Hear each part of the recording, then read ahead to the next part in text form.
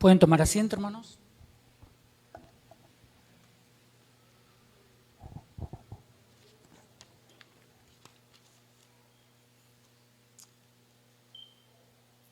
Vamos a pedirle a Dios que nos ayude a meditar su palabra esta mañana. Padre, muchas gracias, Señor, por permitirnos estar aquí, Señor, juntos, exaltando tu nombre. Agradecidos, Señor, por todo lo que tú has hecho en la semana por nosotros, habiendo percibido, Señor, tu presencia en medio de las dificultades de nuestras vidas. Y ahora al estar en este lugar, Señor, exaltando tu nombre, llegando el momento, Señor, de pensar en tu palabra, en aquellas cosas, Señor, que tú tienes que decir a nuestros corazones, tratando, Señor, de animarnos y de fortalecernos, dejándonos ver, Señor, cómo tú nos cuidas, cómo tú nos proteges, cómo tú, Señor, fortaleces nuestro ser interior para seguir bregando, Señor, en las aguas de nuestras vidas. En el nombre de Jesús te damos muchísimas gracias, Padre, pidiéndote, Señor, que seas propicio para cada uno de nosotros. Amén. Amén. Esta mañana, a la luz de estos 12 versos que acabamos de leer, vamos a hablar sobre el cuidado de Dios para sus siervos. Cómo Dios nos cuida como sus siervos. Acabamos de cantar una hermosa alabanza que habla de ser siervos de Dios para su gloria. ¿Cómo ser un siervo de Dios para su gloria?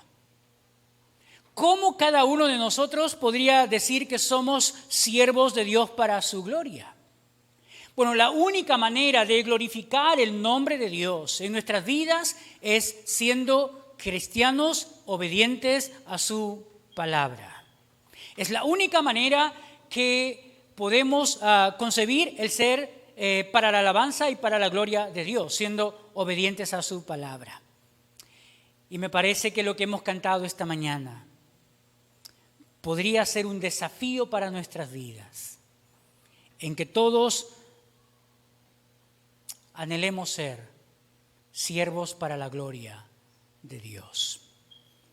Esta mañana, al ver justamente el cuidado que Dios tiene para nosotros, anime más todavía nuestro corazón en la decisión que tomamos de que nuestras vidas sean para la gloria de Dios, sean ofrenda para nuestro Dios.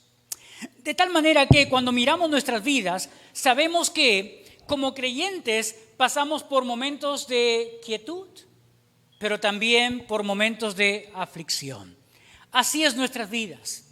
Pasamos por momentos de paz y de tranquilidad, pero llega también momentos en nuestras vidas de aflicción y de mucha angustia. Ahora, la vida de Pablo fue así. La vida del siervo de Dios fue así. De aflicción y tiempos de paz también. Para que nos recordemos un poco de cómo ha llegado Pablo hasta este momento de Hechos capítulo 27, veamos lo que dice Hechos 21 y el verso 10 y el verso 11. Pablo había recibido por profecía de parte de Dios lo que él le iba a acontecer, lo que él iba a experimentar en su vida. Y yo digo que Pablo podía decir que era un siervo de Dios para su gloria, porque a pesar de saber cuál era la voluntad de Dios para su vida, a pesar de saber que los propósitos de Dios para su vida era pasar por momentos de angustia, por momentos de aflicción, él siguió firme en obedecer al Señor, a pesar de que sabía los momentos que se venían sobre su vida. Mira Hechos 21 y el verso 10 lo que dice. Dice, y permaneciendo nosotros allí algunos días, descendió de Judea un profeta llamado Ágabo. ¿Dónde estaban? Estaban en Cesarea. Estaban en la casa de Felipe el evangelista. Ahí estaban, y ahí estaba Pablo, y ahí llegó Ágabo, un profeta que había subido desde Judea hacia Cesarea. Y escuchen lo que dice él en el verso 11. Quien viniendo a vernos tomó el cinto de Pablo y atándose los pies y las manos, dijo: esto dice el Espíritu Santo, así atarán los judíos en Jerusalén al varón de quien es este cinto, y le entregarán en manos de los gentiles. Agabo le dice a Pablo directamente, bueno, era el cinturón de Pablo, se ata las manos, se ata los pies y dice: así harán los judíos al dueño de este cinto en Jerusalén. Pablo sabía perfectamente lo que le esperaba en la ciudad de Jerusalén. Eran los propósitos de Dios, era la voluntad de Dios que él pudiera ir hasta Jerusalén. Así lo hace notar el mismo apóstol Pablo cuando miren lo que dice en el capítulo 20 y verso 23. O verso 22 y verso 23. Dice lo siguiente, capítulo 20, verso 22 y 23. Dice: ahora he aquí, ligado yo en espíritu, voy a Jerusalén, sin saber lo que allá me ha de acontecer, salvo que, verso 23, salvo que el Espíritu Santo por todas las ciudades me da testimonio diciendo que me esperan prisiones y tribulaciones. Él había recibido del Espíritu Santo la certeza de que en su viaje, llegando a Jerusalén, le esperaban prisiones y tribulaciones. Sin embargo, él toma una tremenda determinación. Mira lo que dice versículo 13 y 14 del capítulo 21. Dice: entonces Pablo respondió: ¿qué hacéis llorando y quebrantándome el corazón? Porque yo estoy dispuesto no solo a ser atado, mas aún a morir en Jerusalén por el nombre del Señor Jesús. Y como no pudimos persuadirle, desistimos diciendo: hágase la voluntad del Señor. ¿De quién eran los propósitos? De Dios. De Dios.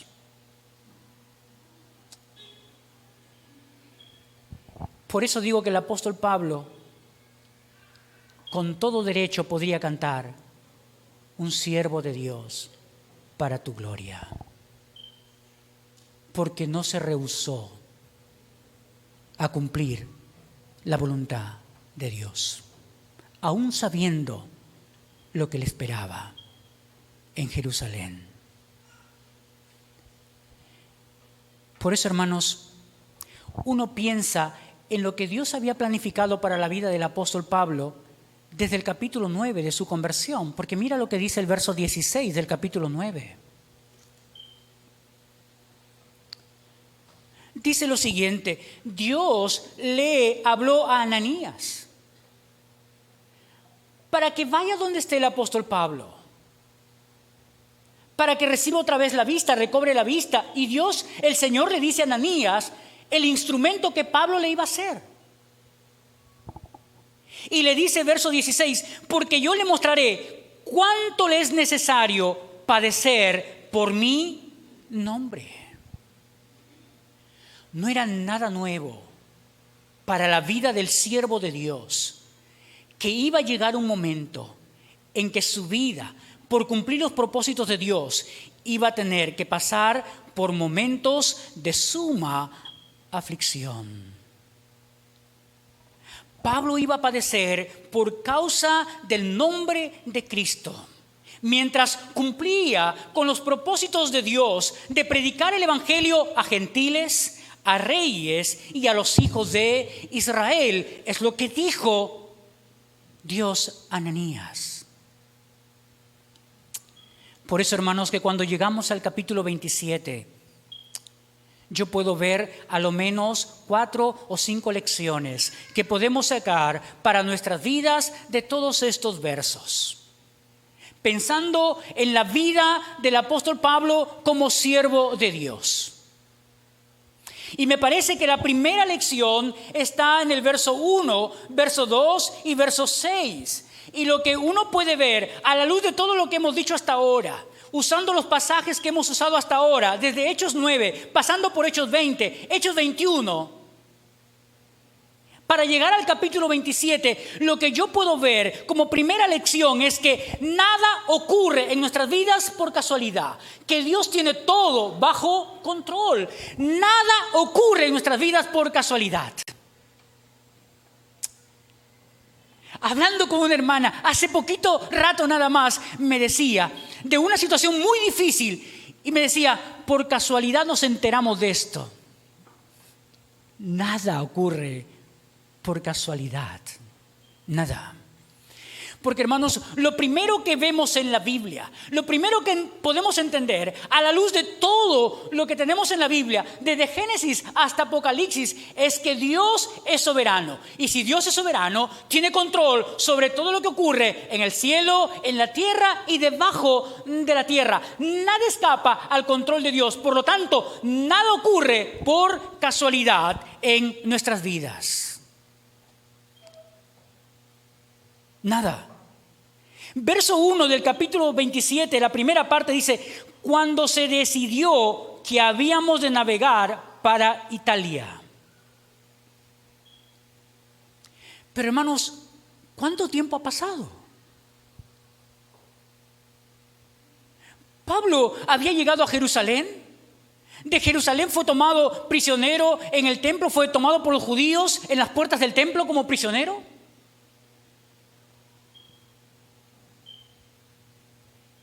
Y tomado como prisionero, pasando ya algunas angustias, mira lo que hace Dios. Capítulo 23, verso 11. Para que podamos notar que nada está fuera del control de Dios. Que todo está bajo el control de Dios. Que nada ocurre por casualidad. Verso 11 del capítulo 23 dice, a la noche siguiente se le presentó el Señor y le dijo, ten ánimo. La palabra ahí realmente en el original es ten confianza. Y la única manera de tener confianza no es en nuestras fuerzas, no es en nuestras habilidades, no es en nuestras capacidades. La única manera de fortalecer nuestro ser interior es poner nuestra confianza en alguien que es más grande que yo. En alguien que yo sé que es capaz de hacer las cosas que yo no soy capaz de hacer. Y ese es Dios. El Señor le estaba diciendo a Pablo, en otras palabras, pon tu confianza en mí. Y poniendo tu confianza en mí, el aliento de parte mía tendrás tú. Ten ánimo, Pablo, porque pues como has testificado de mí en Jerusalén, así es necesario que testifiques también en Roma. Ahora, si cambiamos esa palabra, ten ánimo por ten confianza. Confía en mí, Pablo, que yo estoy bajo control de todo lo que te está pasando, que nada ocurre por casualidad. ¿Por qué lo digo? Porque mira el verso 12. Pablo, Dios le dice, ten ánimo, y mira lo que pasa en el verso 12 del capítulo 23.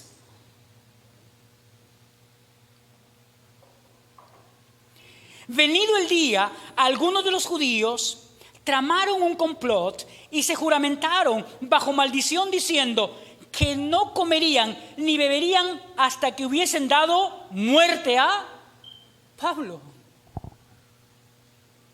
Oh, hermanos, ¿tú cómo te sentirías? Ahora, Pablo se entera de esto. ¿Cómo se entera? Por su sobrino. ¿Cómo es que estuvo su sobrino en el momento exacto, en el lugar indicado? ¿Cómo? Por la providencia de Dios, porque Dios está manejando los hilos de la historia, porque Dios controla absolutamente todo, porque Dios maneja los hilos de la historia de nuestras propias vidas, porque nada ocurre por casualidad, todo está bajo el control de Dios. Así que el sobrino de Pablo se entera, va y le cuenta a Pablo. Pablo le dice al que estaba custodiándole, le dice, anda y díselo al centurión. El centurión escucha al sobrino de Pablo. ¿Y qué hace el centurión?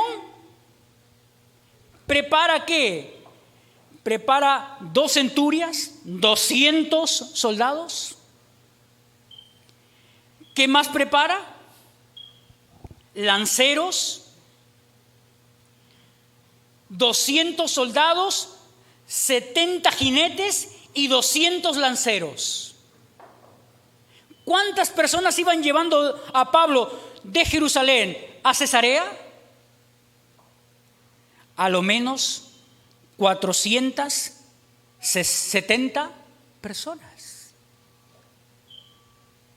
nada escapa al control de Dios. Dios está cuidando a su siervo.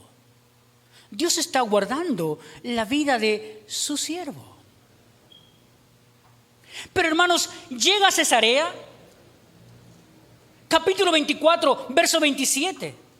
Al cabo de 2 años recibió Félix como sucesora Porcio Festo, y queriendo Félix congraciarse con los judíos, dejó preso a Pablo, porque los judíos decían que Pablo era como una epidemia, como una plaga, se extendía rápidamente. Que Pablo había sido alguien que estaba en contra de las tradiciones judías, y que Pablo había hecho que la ciudad se levante contra el emperador. Todas esas acusaciones obviamente eran falsas, y Pablo estaba 2 años preso en Cesarea. Ahora, ¿cómo estaría el ánimo de Pablo en cuanto a los propósitos de Dios? Dios le había dicho: confía, Pablo, confía en mí, así como has predicado en Jerusalén, vas a predicar también en Roma. Pero han pasado 2 años. Ahora, ¿cómo nos sentiríamos nosotros? Podríamos pensar: todo acabó. 2 años ya aquí. Y no puedo salir de este lugar. Pero eso no era todo en lo que tenía que pensar. Mira capítulo 25 y mira versos 1 al 3. Dice: llegando pues Festo a la provincia, subió de Cesarea a Jerusalén 3 días después. Y los principales sacerdotes y los más influyentes de los judíos se presentaron ante él contra Pablo y le rogaron, pidiendo contra él como gracia que les hiciese traer a Jerusalén, preparando ellos una celada para matarle en el camino. Otra vez, la vida de Pablo en riesgo. Pero cuando Félix le dice: Pablo, te subo a Jerusalén para que seas ahí juzgado frente a los líderes, Pablo, guiado por Dios, dice: no voy a subir a Jerusalén, porque Dios está guiando la vida del profeta. Pablo era consciente de que querían su muerte,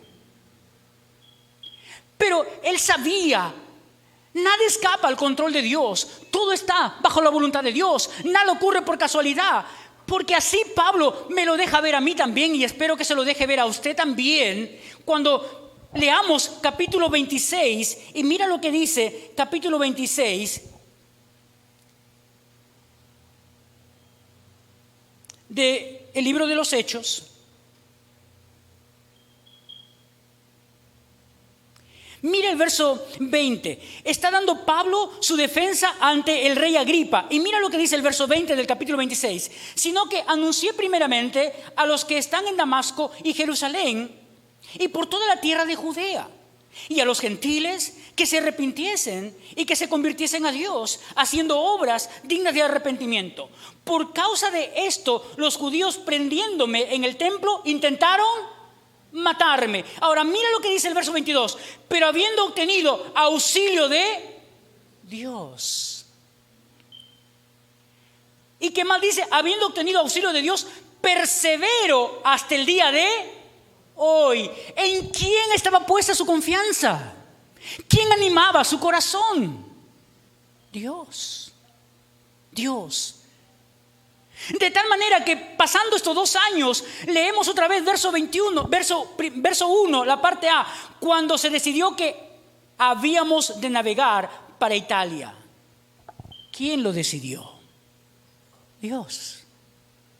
Llegó el momento en que había que navegar para Italia.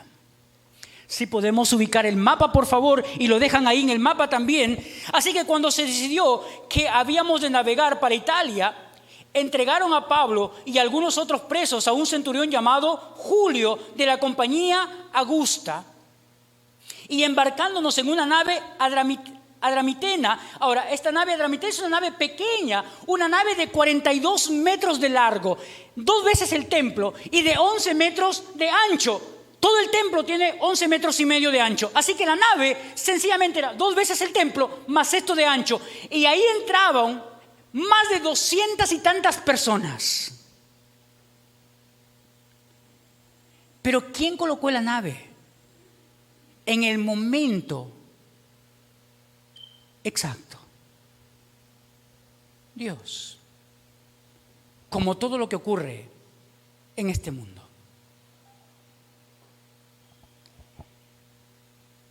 No solamente es. Esta nave no era una nave que iba para Italia. Era una nave que se iba a quedar sencillamente en Adramitea, porque ahí era la ciudad oriunda de esta nave. Y llegando a ese lugar, esperaban encontrar una nave mucho más grande, como encontraron una nave alejandrina. La nave alejandrina, oriunda de Alejandría, ciudad en el norte de Egipto, era una embarcación mucho más grande que cargaba granos desde Egipto hacia Italia. ¿Recuerdan ustedes cuando hubo una gran hambruna en Canaán? ¿A dónde fueron a buscar granos?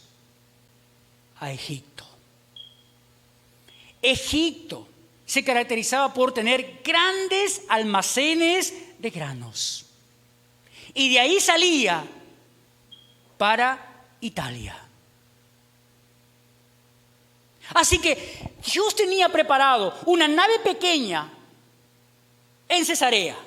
Dios tenía preparado una nave mucho más grande, una nave alejandrina, para llevarlos hasta Italia. Que no fue así. A lo menos en la primera nave alejandrina no fue así, porque la primera nave alejandrina va a sucumbir frente a las riberas de la isla de Malta. Y luego otra nave alejandrina termina llevándolos hasta Italia. Pero hermanos, todo eso bajo el control de Dios. Porque nada ocurre por casualidad. Nada. Ahora pensemos en nuestras vidas. Eso fue la vida de Pablo. Él pudo notar que cada evento de su vida tenía un propósito. Ahora, ¿puedes notar tú exactamente lo mismo al estar aquí esta mañana, escuchando este mensaje, mirando hacia atrás en tu vida y mirando hasta el momento ahora de tu vida y las cosas que han ocurrido hasta hace algún momento en tu vida y pensar, todo esto estuvo y está bajo el control de Dios? Si yo pienso en mi propia vida, yo he estado 2 veces a punto de morir. 2 veces que yo recuerdo. Una a mis 13 años de edad. Y otra como creyente cuando sentía que ya la vida se me iba. Pero estamos 2023 y estoy aquí.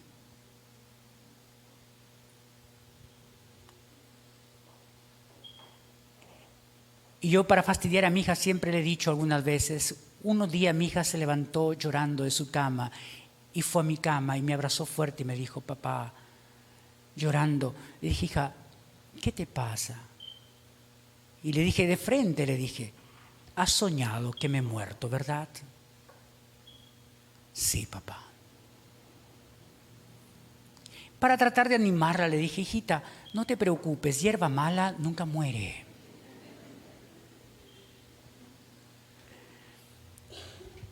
Porque así debemos sentirnos delante de Dios cada vez que pensamos somos algo.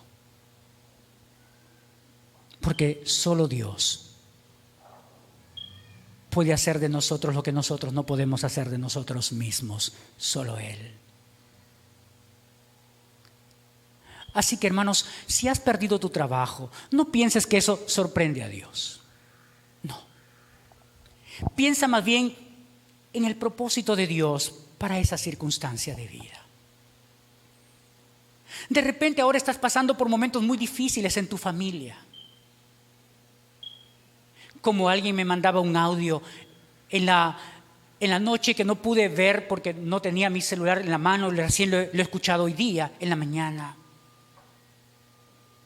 Y está pasando por un momento difícil, muy difícil como familia. Y uno tiene que animarse preguntándose cuál es el propósito de Dios para ese momento, para esa circunstancia. Seguro me entienden muy bien las hijas de Galo, que hace poquito estaban en una circunstancia así, también mirando la salud de su padre. ¿O qué cuando te vas a hacer un chequeo médico y el médico te dice de algo que tú hasta ese momento no sabías? Aún eso está bajo el control de Dios. Y solo tenemos que pensar cuál es el propósito de Dios para esto. Claro que uno de los propósitos que va a venir rápidamente a mi vida, rápidamente va a venir esto: Dios, tú me quieres a tus pies. Porque cualquiera sea la circunstancia de nuestras vidas, el único lugar donde podemos sentirnos un poquito fuertes es en los pies del Señor. Cualquiera sea la dificultad y la angustia que tú y yo estemos pasando. Eso de plano viene a mi mente. En segundo lugar, tengo que mirarme hacia adentro y mirar: Señor, ¿qué de mi vida todavía me estorba para acercarme a ti? Y pensando en aquello que puede estar estorbando en mi vida para acercarme a Dios, entonces yo mismo tengo que esforzarme. En mis fuerzas, no. En mi comunión con Dios, para tener el poder de Dios para luchar contra aquello que me separa de la comunión con Dios. Y en tercer lugar, pensando en: Señor, ¿cómo avanzo en mi conocimiento de ti? De tal manera que a través de conocerte mejor, yo pueda entender mejor cada circunstancia de mi vida. Y si entiendo cada circunstancia de mi vida mejor, entonces puedo confiar, Señor, en tus propósitos y no ser tentado para salirme de tu voluntad. Dios permitió una nave pequeña, Adramitena, y Dios permitió una nave más grande, Alejandrina. Cuando llegó el tiempo que zarpáramos de Cesarea, de salir de Cesarea para ir hacia Italia, hacia Roma, todo estaba bajo el control de Dios, porque nada ocurre por casualidad.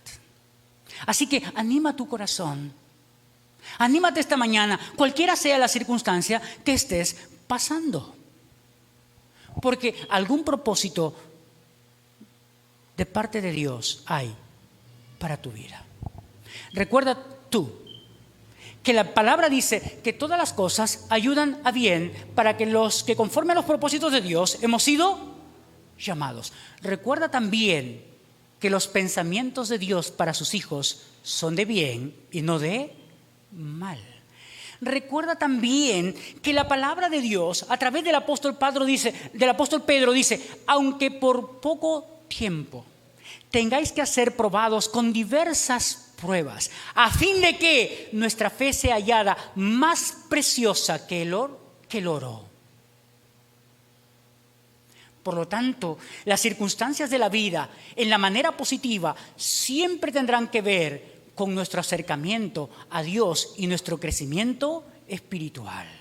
Siempre. Animemos nuestro corazón, mirando que Dios está en control de todo.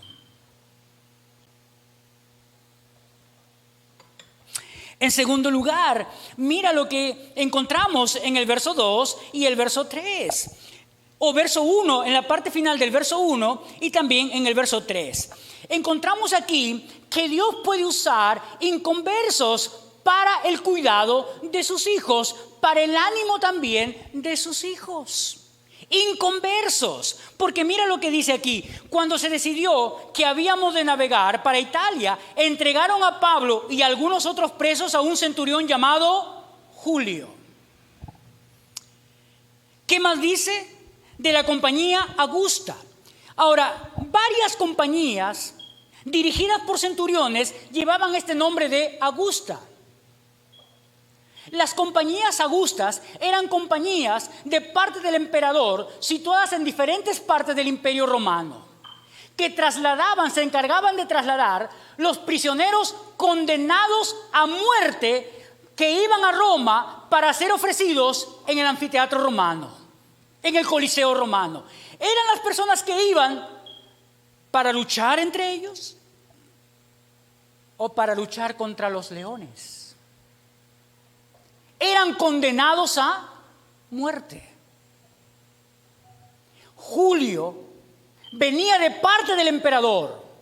Instalado, parece ser, una compañía llamada, como dice el verso 1, Augusta, encargada de llevar a los prisioneros de Cesarea, asesinos sentenciados a muerte, que iban para Italia. Dentro de ellos estaba el apóstol Pablo. Cuando leía eso me hacía recordar, Jesús dijo: el siervo no es mayor que su Señor. Jesucristo fue colgado entre dos. Pablo estaba yendo a Roma entre asesinos y delincuentes. El siervo no es mayor que su Señor. Nosotros podemos pasar las mismas cosas también que el Señor pasó. Pero este Julio, mira luego cómo trata a Pablo. Verso 3, al otro día llegamos a Sidón y Julio tratando humanamente a Pablo. Ahora miren el mapa, por favor, porque de Cesarea llegan hasta Sidón. Estamos en las costas, Sidón en las costas de Siria. De Cesarea pasan hasta Sidón. Todavía estamos en las costas. Déjenlo ahí, el mapa, por favor. Todavía estamos en la costa. Y Julio, siendo el centurión romano, cuya vida dependía del emperador, cuya vida debía fidelidad en su trabajo al emperador, ¿cómo es que se atrevió a dejar libre a Pablo sin custodia para recibir hospedaje, para recibir alimento, para recibir buen trato de los creyentes en Sidón? Hermanos, la vida de cada preso estaba en las manos de Julio, pero la vida de Julio también estaba en la vida de cada preso. Porque si un preso se escapaba, ¿qué pasaba con Julio? Muerto. ¿Pero qué hace Julio? Dice la palabra, trató humanamente a Pablo. ¿Sabes cuál es la palabra? La palabra en el idioma original es la palabra filántropos. ¿Has escuchado este término, filántropos? Son personas que buscan el hacer el bien a otras personas en general, de estatus más bajo, tratando de que esas personas puedan también desarrollarse. Los filántropos son personas que aún son capaces de poner de sus propios recursos para que otras personas puedan salir adelante. Y Dios dice aquí en su palabra a través de Lucas, que yo considero a Lucas como la caja negra de estos barcos. Porque, hermanos, hay tanto detalle del viaje. Parece una caja negra en un avión. ¿Recuerdan? Cuando un avión se estrella, ¿qué buscan de inmediato? La caja negra. ¿Para ver qué? El detalle de todas las cosas que han pasado antes y durante lo que pasó. Y cuando tú miras el relato de Lucas y miras todo el capítulo 27, te das cuenta, Lucas es como una caja negra en un avión. Tiene tanto detalle que si él hubiera sido el único sobreviviente, hubieran sabido exactamente todo lo que pasó. Pero hermanos, estamos en Julio, un inconverso. Pero trata bondadosamente a Pablo. ¿Quién provoca esto, hermanos? ¿Quién está detrás de todo esto? Dios. Dios. Julio estaba tan interesado en la vida de Pablo. ¿Quieres ver? Mira el verso 43 del capítulo 27. Mira lo que dice. Pero el centurión, queriendo salvar a Pablo, les impidió este intento. ¿Cuál intento? Verso 42. Entonces los soldados acordaron matar a los presos para que ninguno se fugase nadando. ¿Por qué? Porque si un preso se fugaba, el pobre centurión estaba muerto. Primero, los soldados que dejaron escapar. Y como el centurión estaba arriba de los soldados, el centurión también estaba muerto. Por lo tanto, los soldados, mirando que la nave iba a zozobrar, que la nave se iba a partir, para que nadie se salvara o para que nadie escapara de los presos, querían matar. ¿Y qué hizo Julio? Verso 43. Pero el centurión, queriendo salvar a Pablo, impidió este intento. Hermanos, ¿de dónde le nació eso? Es el cuidado de Dios para su siervo. Es la provisión de Dios para sus siervos en momentos de aflicción, en momentos de angustia.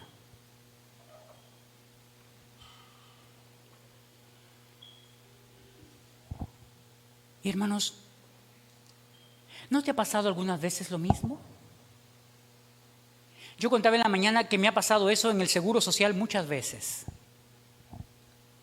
Porque hermanos, ¿dónde es el lugar más difícil para que te traten? Cuando vas a sacar una cita para el médico. Pero suele suceder que llegas justo, tú has visto que de repente a la persona de delante la despacharon rápidamente, no hay citas. Llegas tú para la misma especialidad y oh, maravilla, hay un cupo. Y te tratan de maravilla. Y tú piensas, ¿quién hace eso? Dios. Postulan a un trabajo, postulan miles de personas. Y dentro de ellos estás tú. Y los que entrevistan, tú sabes que son inconversos. Pero cuando llegas tú, a ti te eligen. ¿Quién hace eso? Dios. Dios. Porque Dios puede mover hasta los inconversos para cuidar a sus hijos. ¿No dice acaso el apóstol Pablo, hablándole a Timoteo, dice, Timoteo, que oren? ¿Para qué? Para que los creyentes vivan en paz. ¿Y por quiénes deben orar? Por las autoridades inconversas. ¿Para qué? Para los creyentes tengamos paz, miren.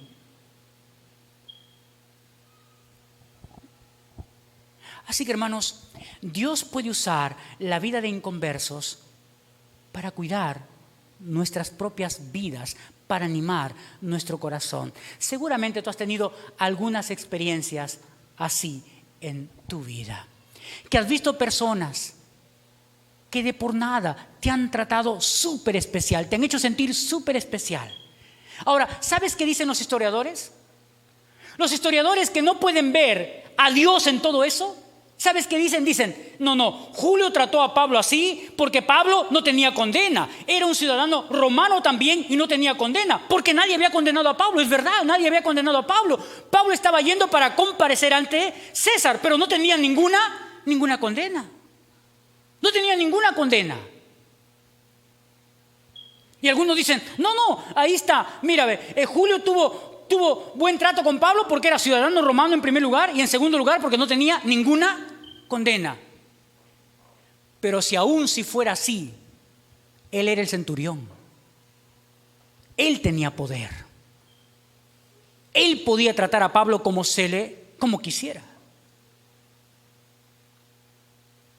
Además, ¿recuerdan ustedes por qué Festo pidió que Agripa pudiera escuchar a Pablo? Porque Festo no sabía qué poner en la acusación. Y Agripa termina diciendo, si Pablo no hubiera apelado a Roma, estuviera libre. Pero hermanos, algo tuvo que ir como acusación para Roma.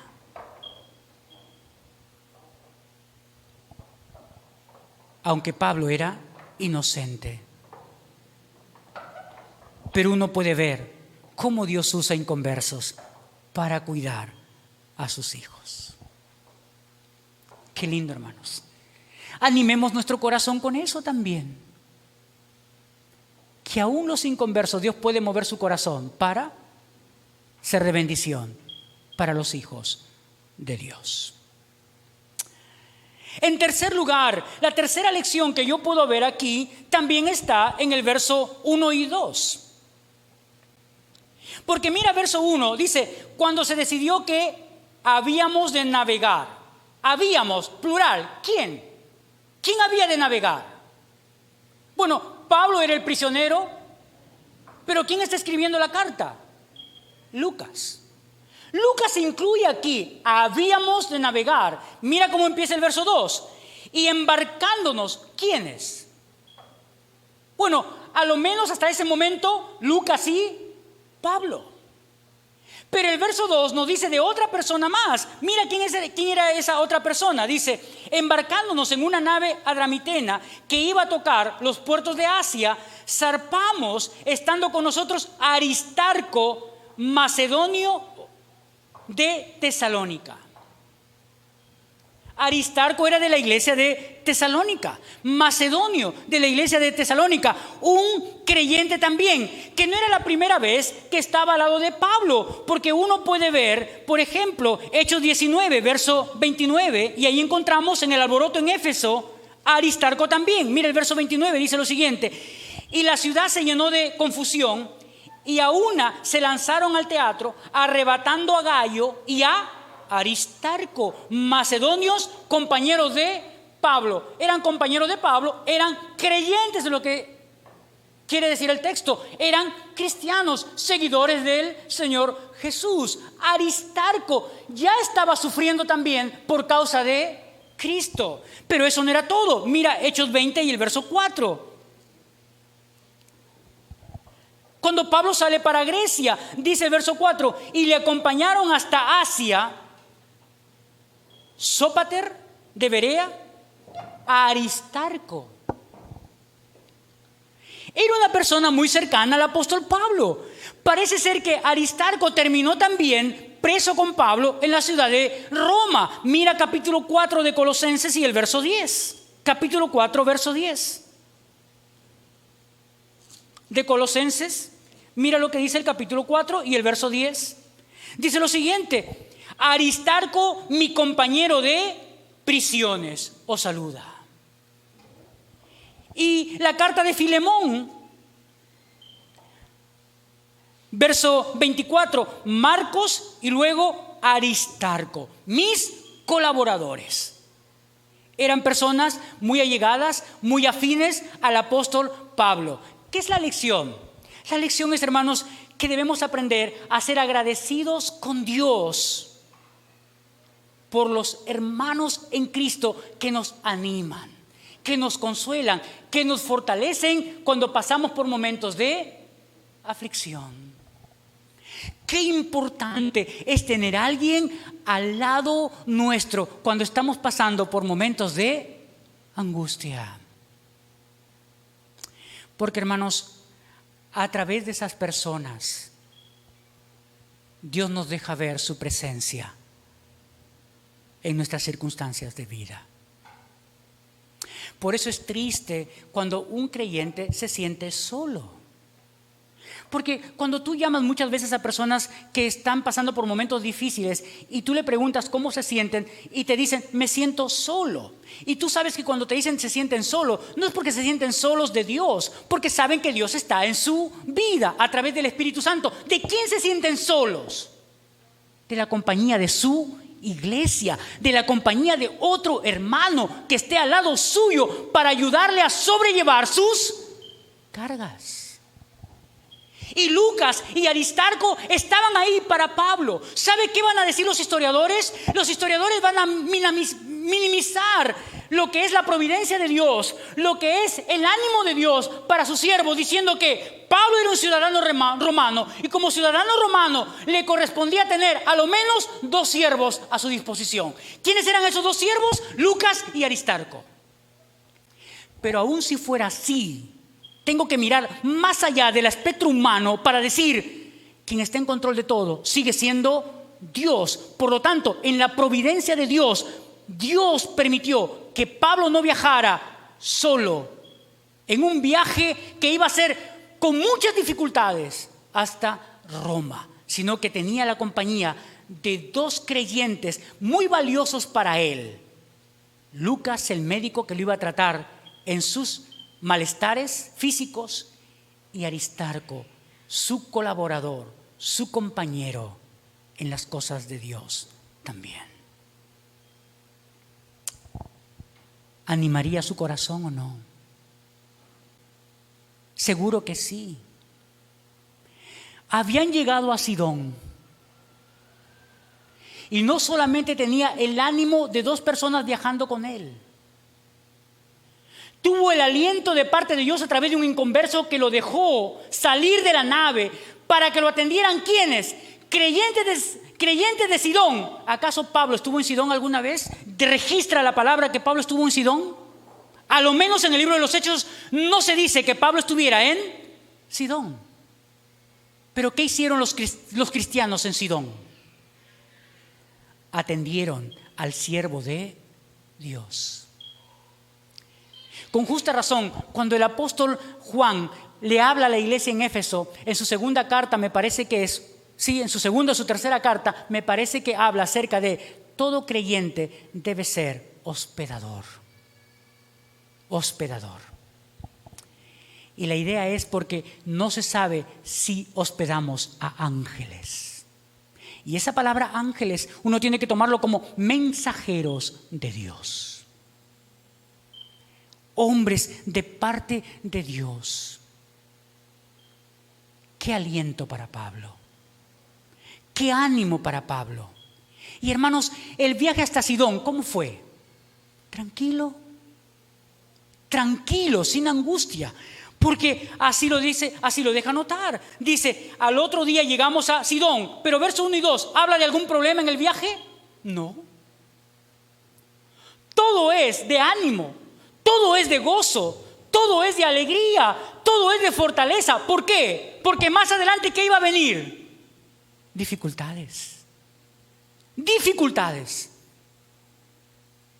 Por eso, hermano, la cuarta lección que yo puedo ver aquí, si puedo usar la travesía del apóstol Pablo en su viaje a Roma como una analogía de nuestras vidas, diría que nuestras vidas tienen momentos donde estamos llenos de gozo y otros momentos donde estamos en aflicción y dolor. Momentos donde parece que en nuestras vidas lidiamos contra las circunstancias del momento y otras veces como si fueran nuestras vidas tranquilas. Y la pregunta es, ¿qué hace la diferencia? Ahora, leamos lo que dice verso 4 en adelante, hasta el verso 9, la primera parte. Dice verso 4, y haciéndonos a la vela, desde allí, ¿desde dónde? Desde Sidón. Desde Sidón, que está en las costas de Siria.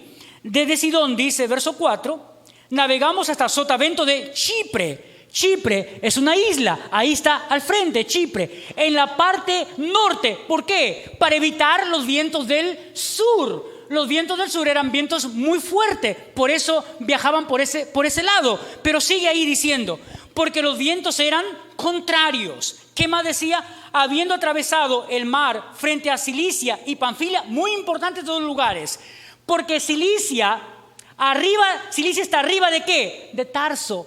Pablo pasó por Cilicia, mirando Cilicia, que probablemente le hizo recordar ¿qué? Su lugar de nacimiento.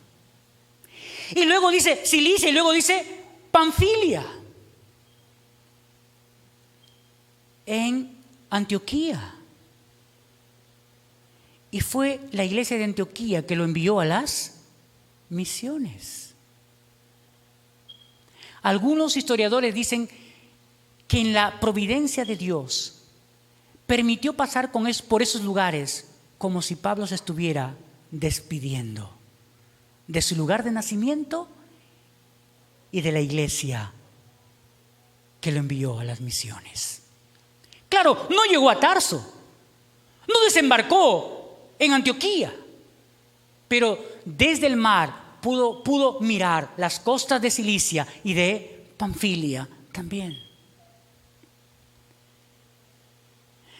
Pero dice al final del verso 4, ya empieza los primeros momentos de contrariedad. Dice que los vientos eran contrarios. Ahora, fije eso en su mente. En el verso 4, los vientos ya eran contrarios. Verso 5, habiendo atravesado el mar frente a Cilicia y Panfilia, arribamos a Mira. Todavía están en las costas. A Mira, ciudad de Licia. Todavía están en Asia. Y llegando allí el centurión, o hallando ahí el centurión una nave alejandrina que zarpaba para Italia, nos embarcó en ella. Pasaron de esta nave adramitena a esta nave alejandrina. Miren el verso 7 ahora. Navegando muchos días despacio. ¿Por qué? Porque el viento era contrario. ¿Qué más dice? Y llegando a duras penas. Es decir, con las justas. ¿A dónde llegaron con las justas? Frente a Nigdo. Ahí también está Nigdo. Todavía estamos en Asia. Nigdo. Porque les impedía el viento. Los vientos eran contrarios. Frente a Salmón. Verso 8. Y costeando con dificultad, llegamos a un lugar llamado Buenos Puertos en la isla de Creta. Buenos puertos. En la parte de abajo, en la parte norte. ¿Por qué? Porque los vientos venían del sureste. Y se cubrieron en esa pequeña isla de Creta.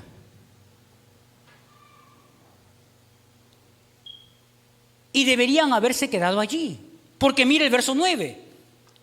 Dice, y habiendo pasado mucho tiempo y siendo ya peligrosa la navegación porque había pasado el ayuno. ¿A qué tiempo se está refiriendo Pablo para tener una idea de cuánto tiempo había pasado desde que salieron de Sidón hasta llegar a este lugar? El viaje a lo menos duraba entre 1 día y medio y 2, dicen algunos historiadores. Pero el viaje duró porque los vientos eran contrarios alrededor de 3 o 4 semanas. Y cuando Pablo habla de que había pasado el tiempo de ayuno, se refiere al día de ayuno que tenían con motivo de la fiesta de la expiación de Levítico, capítulo 16, y me parece capítulo 16 y el verso 29, que hablaba sobre el día de ayuno en el día de expiación. Habían pasado 3 semanas, más o menos estaban entre la mitad de septiembre y la primera mitad del mes de octubre. 3 a 4 semanas habían pasado. Tenían solo hasta el 11 de noviembre para poder navegar, porque después de noviembre era imposible navegar. Hasta que llegaba el verano en el mes de febrero y marzo, para salir otra vez a navegar. Y hermanos, así muchas veces es nuestra vida, con altos y bajos, con momentos de mucha angustia y mucha aflicción. Pero sabes, cuando el sol sale, hay un dicho que dice, sale para buenos y malos.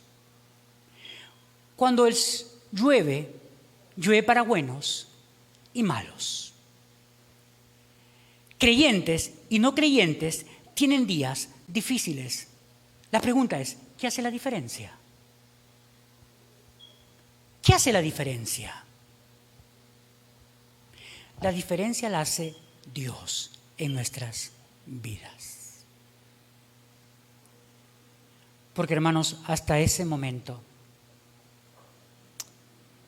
vemos a un Pablo muy maduro en las cosas de Dios. Un hombre que había aprendido a que ya no vive él, sino Cristo vive en él.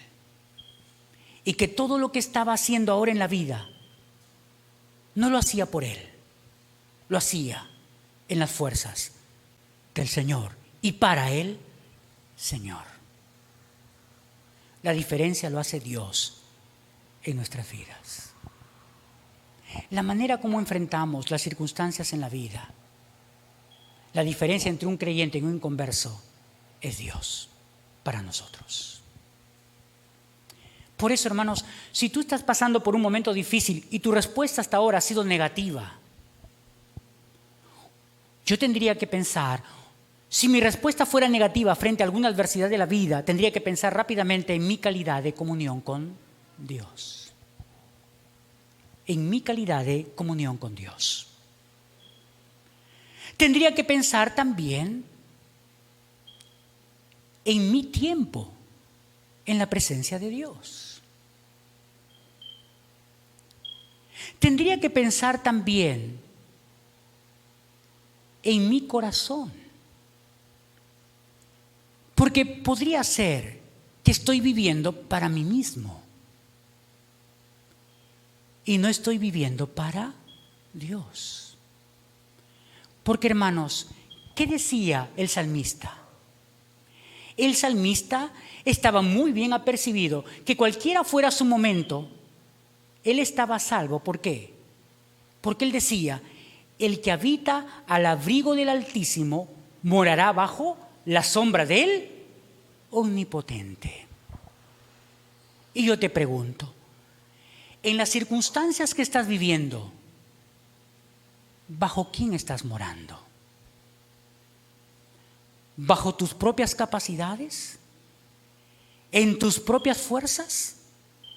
¿O bajo la sombra del Omnipotente? Porque si es bajo la sombra del Omnipotente, entonces te vas a sentir tan seguro en medio de las circunstancias difíciles de tu vida. Esa es la cuarta lección que yo puedo ver aquí en estos versos. La quinta lección tiene que ver con los versos 9 en la parte final hasta el verso 12. Porque mira, verso 9, la parte final, pero para entender desde el verso 9 de la primera parte. Y habiendo pasado mucho tiempo y siendo ya peligrosa la navegación, por haber pasado ya el ayuno, Pablo les amonestaba. Es interesante porque esta palabra está en un tiempo continuo. Lo que quiere decir es que constantemente Pablo les está amonestando. ¿Qué les estaba amonestando Pablo? ¿Qué les estaba diciendo Pablo? Les decía lo siguiente, verso 10, diciendo, varones, veo que la navegación va a ser con perjuicio y mucha pérdida, no solo de cargamento y de la nave, sino también de nuestras personas. Ahora, hermanos, muchos dicen allí, ahora yo no discrepo con ellos, pero muchos ven allí que Dios le estaba comunicando al apóstol Pablo lo difícil que iba a ser la travesía. Pero, hermanos, cuando Dios te comunica algo, obviamente te va a comunicar cosas que van a pasar y van a suceder. Porque si luego tú lo dices y no sucede, Deuteronomio dice que tal profeta sea muerto por mentiroso. Y cuando uno lee el verso 10 dice diciendo, varones, veo que la navegación va a ser de perjuicio. Sí, fue de perjuicio la navegación, es verdad. Pero luego dice, y de mucha pérdida. No solo del cargamento, sí es verdad, porque cuando la nave estaba por zozobrar, ¿qué es lo que hicieron? Tiraron todo el grano al mar. Pero luego dice, y de nuestras personas. ¿Pero murió alguien? No, no murió nadie. Y entonces, ¿cómo Pablo pudo saber que el viaje iba a ser difícil? Y que iba a ser con perjuicio. ¿Cómo pudo saber? Ahora, hermanos, Hay cosas que a través de los años Dios nos adiestra para tener criterio de cómo hacer las cosas o no. Consideramos que también viene de Dios. Así que todas las experiencias en la vida suman. ¿Para aprender a qué? A tener criterio en los momentos que debemos tener buen criterio para tomar decisiones. Pero todo suma. Ahora, ¿Pablo tuvo buen criterio? Y si tuvo buen criterio, ¿qué fundamentó ese criterio? Bueno, miren, 2 Corintios, capítulo 11 y el verso 25.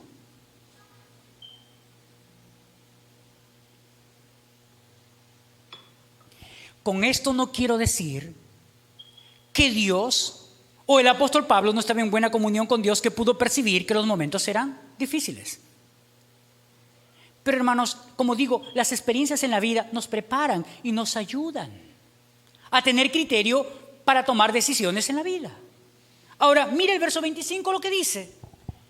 El apóstol Pablo, hablando de su experiencia, ¿qué dice? Dice, 3 veces he sido azotado con varas, 1 vez apedreado, 3 veces he padecido ¿qué? Naufragio. 3 veces he padecido naufragio, 1 noche y 1 día he estado como náufrago en alta mar. Bueno, hermanos, todos los viajes misioneros que había hecho el apóstol Pablo lo habían preparado. Ya conocía de alguna manera el comportamiento de los vientos. Sabía cuáles eran las épocas para viajar. Y hermanos, estaban en buenos puertos, pero no siempre el nombre describe las bondades del lugar. Porque aunque el nombre era buenos puertos, para los navegantes era mal puerto. ¿Por qué? Porque en ese lugar los vientos soplaban tan fuertes que podía ser de mucho peligro para la nave alejandrina. Y por eso deciden zarpar de buenos puertos. Y zarpan de buenos puertos, que está en la isla de Creta. Pero no es que salen de la isla de Creta, porque al lugar que quieren ir es a un lugar que estaba a la orilla de Creta. Pero Dios en su providencia, zarpando, porque todo está bajo el control de Dios, como hemos dicho, los vientos comienzan a soplar tan fuertes como dice un viento Euroclidón, dice, con nombre propio, tan fuerte que terminan en la isla de Malta. El viaje era hacia arriba, pero terminan yendo en línea recta hasta la isla de Malta. Claro que Dios tenía propósitos para ese lugar también. Pero ¿cuál es la lección? La lección, hermanos, aquí es que debemos aceptar los consejos de personas que sabemos tienen un buen testimonio. De personas que espiritualmente consideramos están muy bien. O puedes tomar esto como la lección. Cuando no tienes seguridad de la decisión que vas a tomar, ¿a quién vas a ir? ¿A quién vamos a ir? Tenemos que ir a personas de buen testimonio. A personas que sabemos tienen buena comunión con Dios. Y hermanos, ¿quién podía a estas alturas de la vida, con toda la historia que nos cuenta Hechos, que Pablo no tenía una buena comunión con Dios? Que Pablo no tenía un buen testimonio. Lo digo porque mira lo que dice, verso 21 del capítulo 27. Mira lo que dice. Entonces Pablo, como hacía ya mucho que no comíamos, puesto en pie, en medio de ellos dijo: habría sido, por cierto, conveniente, oh varones, haberme oído y no zarpar de Creta tan solo para recibir este perjuicio y pérdida. Pablo dice, es como si les hubiera dicho: te lo dije, te lo dije. Y así no somos a veces. Recibimos el consejo, pero hacemos algo contrario. Y cuando vamos a la persona que nos dio el consejo, la persona con toda razón dice: te lo dije, Así no somos los padres con nuestros hijos cuando vemos que algo que van a hacer no está bien y encima lo hacen y después nos decimos, ¿te lo dije? Así es Dios como Padre para nosotros. Cuando en la palabra de Dios tenemos todo su consejo y hacemos algo distinto, Dios también podría decirnos, te lo dije, te lo dije. Tal que, hermanos, termino con esto. Tenemos que vivir cada día con la expectativa de que nuestras vidas sean usadas por Dios. Con la expectativa de ser de bendición para aquellos que no conocen a Dios. Debemos aprender a valorar el consejo de los demás y a valorar también la compañía de los hermanos en momentos de aflicción.